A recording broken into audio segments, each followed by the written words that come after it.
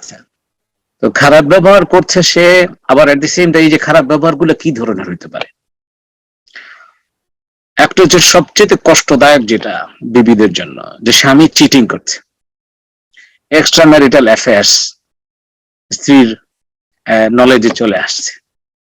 হ্যাঁ, কিংবা হইতে পারে যে এরকম যে ওটাকে কি বলে, যে অনেক সময় বোনেরা বলে যে আমার স্বামী তো মদ খেয়ে মাতাল হয়ে এসে আমার সাথে কি হয়ে আপনার কি বলে, যেহেতু সে বেহুশ থাকে সে মারধর করে।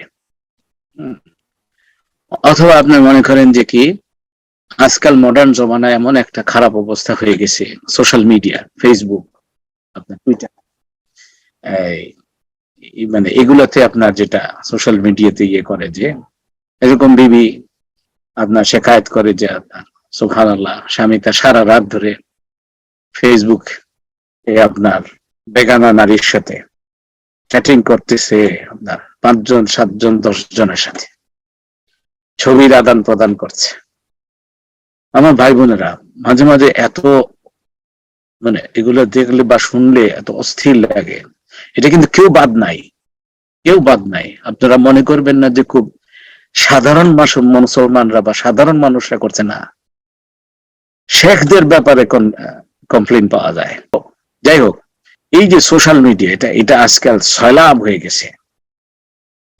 প্রচুর ঘরে আপনার বিবিরা অসম্ভব কষ্টে আছে, এবং সেটা ঘরের ভিতরে এমন অবস্থা হয়েছে, ছেলে অ্যাডাল্ট হয়ে গেছে, ছেলে মেয়েরা অ্যাডাল্ট হয়ে গেছে, এবং সেখানে স্বামী স্ত্রী এটা নিয়ে ঝগড়া করতেছে, তখন ছেলে মেয়েরা ইনভলভ হওয়া লাগতেছে।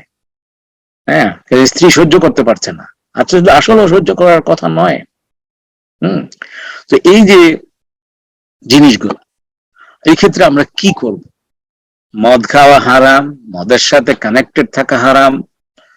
রাসূলুল্লাহ সাল্লাল্লাহু আলাইহি ওয়াসাল্লাম বলেছেন যে মদ যে বহন করে, মদের যে হিসাব করে, মদ আপনার কি বলে সার্ভ করে, হ্যাঁ, মদ খায়, মদের ইনকাম করে, সকলের জন্য আল্লাহ লানত।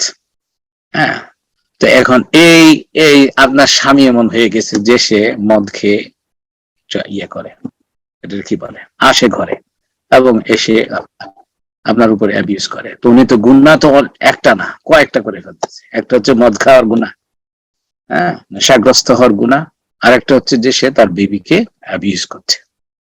তো এই ক্ষেত্রে আপনি কি করবেন? বেশি ক্ষতিকারক হওয়ার আশঙ্কা থাকে।